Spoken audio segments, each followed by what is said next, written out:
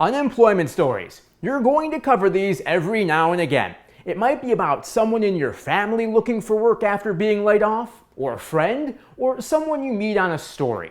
Here's the first thing you should do when this happens. First, ask what industry they're in, because you then want to look up unemployment numbers for that industry as a whole. Google should be able to help you find those. Then what you want to do is check your state's Workforce Commission website to see how many people in that industry have recently been laid off. Now you have two sets of numbers. You have the industry as a whole and those for your particular state.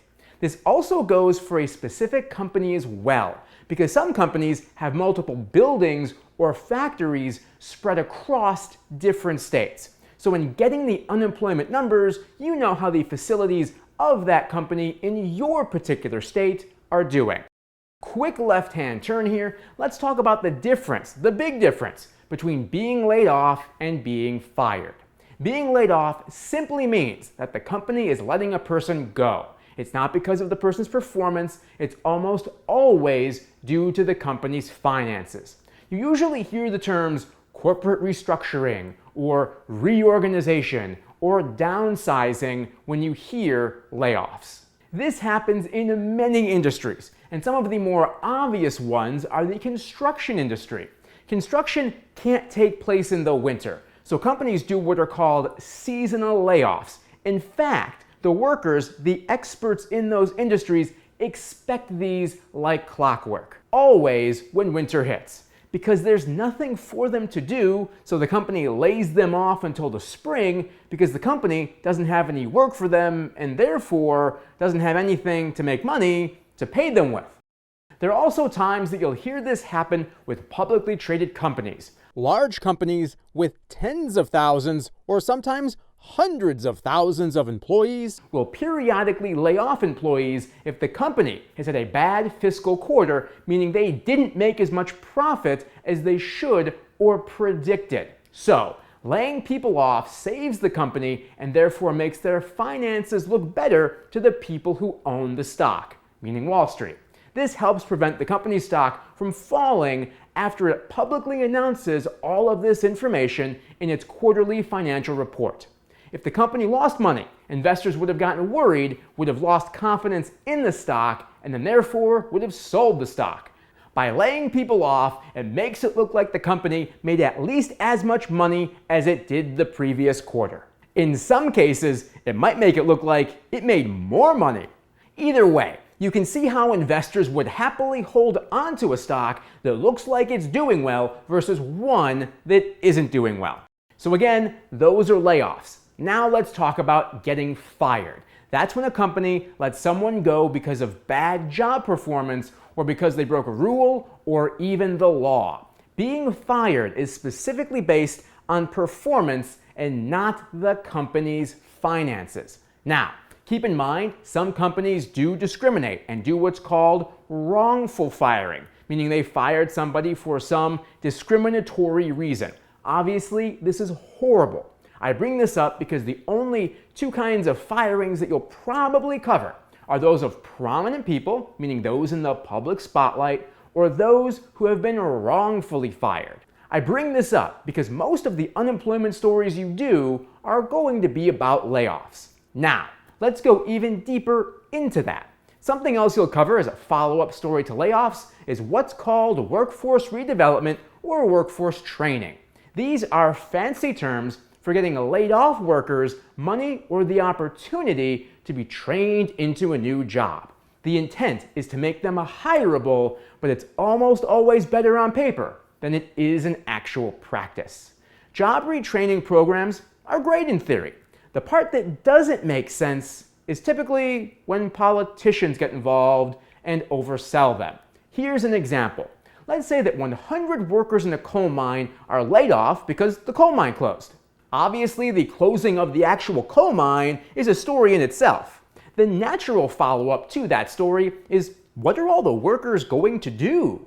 Many people who work in a physical industry like this have done it all their adult life, if not most of it. And many are also generational workers, meaning they are the second, third, fourth, maybe fifth person in their family to do this kind of work. This also means that they may not have anything more than a high school education. It's all a long way of saying that working in a coal mine is all they know how to do. So workforce redevelopment or retraining sounds good here because the worker will be trained to do some kind of a modern job. The problem here is that the new job we're training them for has nothing to do with their old job and requires a foundation of skills they don't have. These could be as simple as using a computer. The issue becomes they have trouble keeping up with the training, and even if they do get through it, have no experience in that new field, and therefore will never be hired in that industry. It makes it a lot harder. Most of the time, the best case scenario is that the person completes the training and got new work in the industry. But the job they got is more than likely at best an entry-level job. And this new job may be something like computer programming. The issue here is that the worker has to take a drastic pay cut and probably can't afford to feed their family on the lower salary or hourly wage. And each one of these points make this story news. So when you follow a group of workers, you can naturally see how their journeys become lots of follow-up stories and possibly a series in your TV market. Now, politicians advocate for job training all the time, but are rarely transparent with workers or their unions about the possibility of actually getting hired in a new industry. Obviously, this is very frustrating and creates a lot of conflict. These are all very common stories to do. The layers of the story that I just presented to you took me 2 to 3 years of actual experience to learn on my own, on the job. The best example of this is the one that we talked about in the Where Do Stories Come From video. One of those stories had to do with a US citizen who lost his IT job and had trouble looking for work. This is because the companies looking for people with his IT skills liked hiring foreign workers who had H-1B visas, meaning they could legally work in the United States. Companies like to do this because the foreign worker is much more willing to take the same job for a lower salary than the American worker for the chance to build a life in America.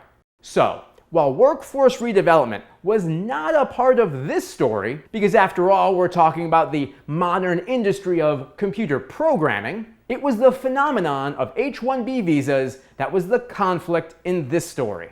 I was put on this story when the wife of the man I just talked about got selected to be on a Google Plus video conference call with then President Obama. She asked him about his stance about H-1B visas and if he was going to do anything to help people like her husband who was an American worker. Basically, she was asking if he was going to start to limit H-1B visas. I did a couple of stories about this woman and her husband. The first, of course, was about her talking to the president. I also did a follow-up with her later on with her husband when he still hadn't found a job. So, you don't need a small news event like a conversation with the president to do a topic like this. It just happened to be how we learned about this problem and how H-1B visas had an influence in North Texas. Hopefully this has all been helpful to you, and you now have an understanding of how to enterprise unemployment stories, as well as how to cover them when they're given to you. If you have any questions about this as you're covering them, please feel free to reach out. I'll see you in the next video.